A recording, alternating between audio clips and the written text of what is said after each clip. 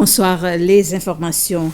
La police annonce qu'une dame de 34 ans est morte à la suite de blessures ce matin dans le district de Montbuxton. Sa mort est survenue à la suite d'une altercation entre deux hommes. L'un des suspects a été interpellé et détenu tandis que la police est à la recherche du deuxième homme. Le corps de la dame, qui était aussi présent pendant la bagarre, a été retrouvé à terre sur un chemin de béton à environ 100 mètres plus bas du lieu où elle aurait été poignardée. L'enquête est en cours pour établir les circonstances exactes de ce cas de présumé meurtre. Le projet d'agrandissement du port de Victoria est jusqu'à présent à sa phase technique et la compagnie Piriou ne participe à ce projet. Le ministre des Finances, Nadir Hassan, donnait cette réponse à un PNQ du leader de l'opposition à l'Assemblée nationale, Sébastien Pillet, au sujet du rôle de cette compagnie dans la mise en œuvre des projets gouvernementaux. Il assure ne pas exister de contrat entre cette compagnie et le gouvernement pour aucun projet. L'opposition voulait savoir s'il n'y avait pas de conflit d'intérêts puisqu'il y aurait des allégations de lien entre le port Victoria et le cabinet d'avocats du ministre chargé du port et de la marine, Anthony Derchak. Le ministre Hassan a répondu que le processus de l'offre respectera les procédures mises en place par les banques qui financent le projet.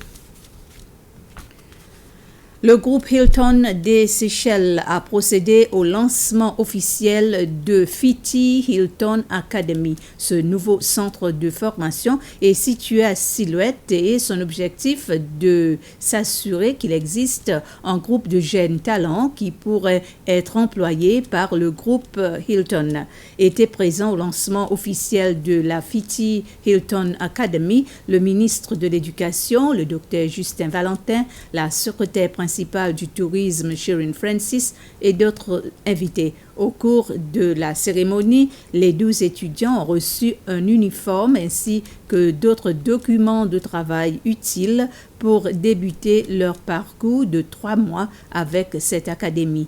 La première moitié des 3 mois, les étudiants travailleront avec le Seychelles Hilton La Brise Resort and Spa sur Silhouette et l'autre moitié, ils iront en stage dans n'importe quel établissement hôtelier Hilton de leur choix à Maï. La secrétaire principale du tourisme, Sherin Francis, décrit l'initiative du groupe Hilton des Seychelles comme un élément essentiel pour l'industrie de l'hospitalité ici aux Seychelles.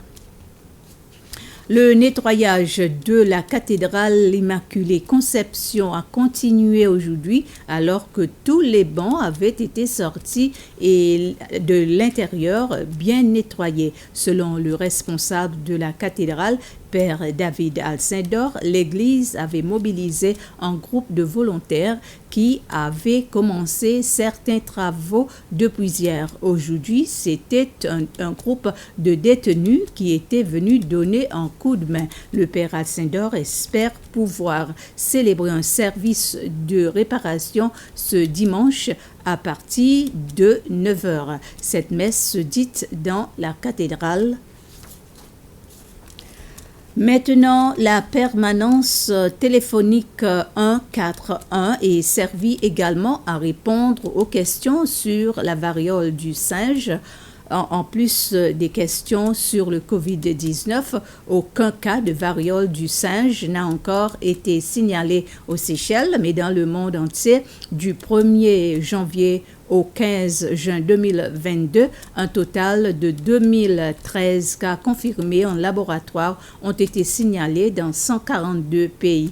L'importance d'une communication efficace et d'informations correctes lors d'une épidémie internationale ne peut être sous-estimée, a déclaré le ministère de la Santé. La hotline 141 est ouverte de 8h à 20h, 7 jours sur 7 et fournit des informations au public sur la base du plan national de réponse aux maladies transmissibles.